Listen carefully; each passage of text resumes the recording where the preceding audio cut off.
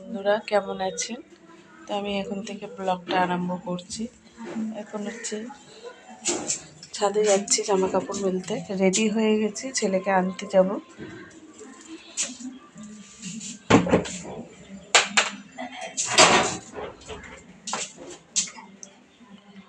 ছেলেকে আনতে যাব বলে রেডি হয়ে গেছি।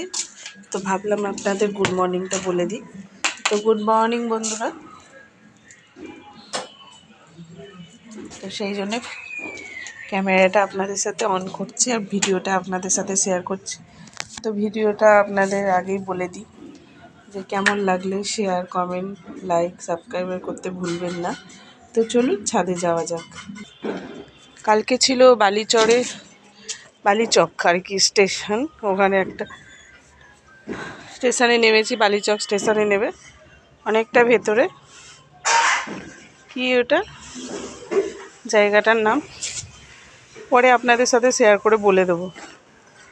তো এখানে কালকে গিয়েছিলাম, ব্যায়ামের ছেলের কম্পিটিশান ছিল, কিছু হয়নি, এমনি এই দেখুন এগুলো সব কেচে আগেই সকালে মিলে দিয়ে গেছি, নাহলে একসাথে এত তুলতে পারবো না। এমনি ছাদটা চওড়া হলে কী হবে, ছাদের সিঁড়িটা তো সরু সরু, তো সেই জন্যে অর্ধেক মিলে দিয়ে গেছে। এখন মা জামা কাপড়গুলো ধুয়েছিল, সেইগুলো মিলে দিয়ে গেলাম। মিলতে চলুন তাহলে, স্কুলের দেরি হয়ে যাবে, আপনারা দেখতে থাকুন।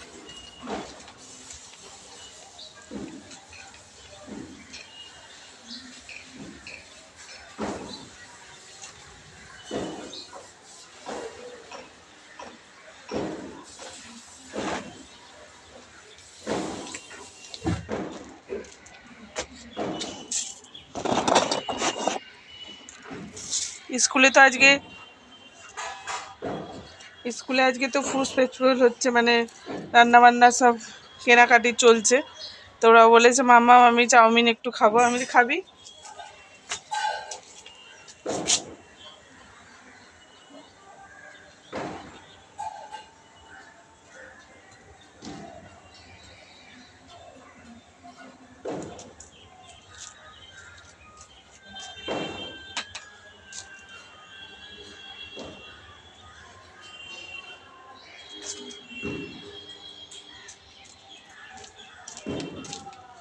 ওই সব স্কুলেই হচ্ছে বন্ধুরা, খাওয়া দাওয়া এটা চলছে এখন। সব রান্না বান্না করে নিয়ে যাবে, ওখানে কিনে খেতে হবে। তো আমাদের ছেলেদের থেকে 20 টাকা করে নিয়েছে। বলছে মামা আমি খাবার, আজকে ছাতু খেয়ে যায়নি স্কুলে। আজকে স্কুলে বললো মামা ছাতুটা খাওয়াবে না, পেটটা ভাত থাকলে তাহলে আর খেতে পারবো না।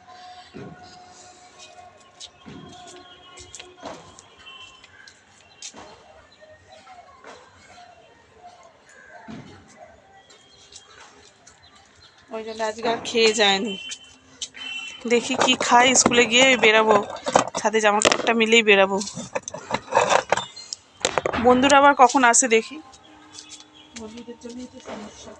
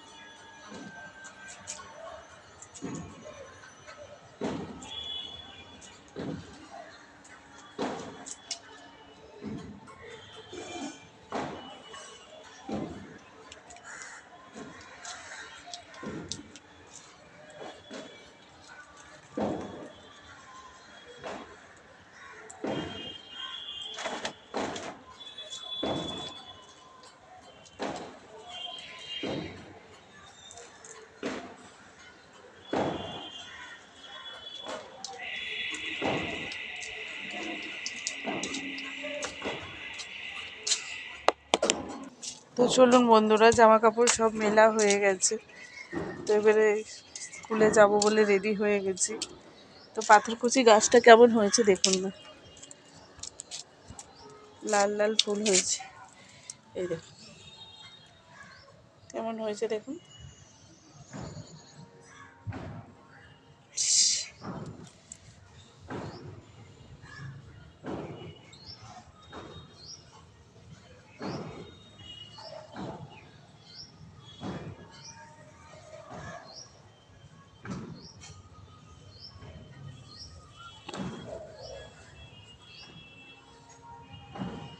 সুন্দর হয়েছে না? আর এই গাঁদা গাছগুলোতে দেখুন আবার কুড়ি, ফুলগুলো তুলে নিয়েছিলাম, আবার কুড়ি হয়েছে দেখুন। এই যে লাইটটা কি কমানো আছে না বাড়ানোই আছে? এই দেখুন, দাঁড়ান, কমানো আছে মনে হয়।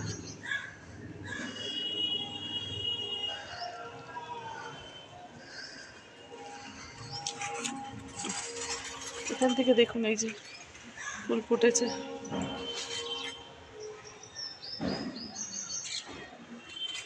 তো গাঁদা গাছ এখনও কেনা হয়নি। এই যে যেহেতু থাকলাম না মাঠে, আজকে হয়তো গাছ বিক্রি হচ্ছে।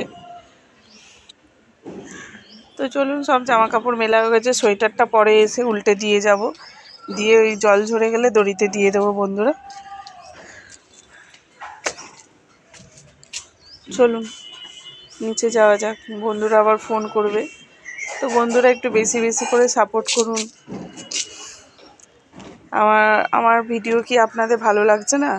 তো কমেন্ট বক্সে জানাবেন। আমি তো বলেইছি আমার রোজগার মতো যেখানে যাই আপনাদের সাথে হয়তো শেয়ার করি, কিন্তু সবসময় তো আর কোথাও যাওয়া সম্ভব হয় না যে নিত্য নতুন জায়গা দেখাবো। সেই জন্য ঘরে থাকি চার দেয়ালের মাঝখানে, সেই জন্য সেইটাই আপনাদের সাথে শেয়ার করি। তো যদি ভিডিওটা ভালো লাগে বন্ধুরা, লাইক শেয়ার কমেন্ট করে দেবেন, সাবস্ক্রাইবার করতে ভুলবেন না। তো সাপোর্টের খুব প্রয়োজন বন্ধুরা। ফেসবুকেও একটা পেজ আছে আমার, কিন্তু সেখানেও ড্যাশবোর্ডগুলো সব লাল হয়ে গেছে।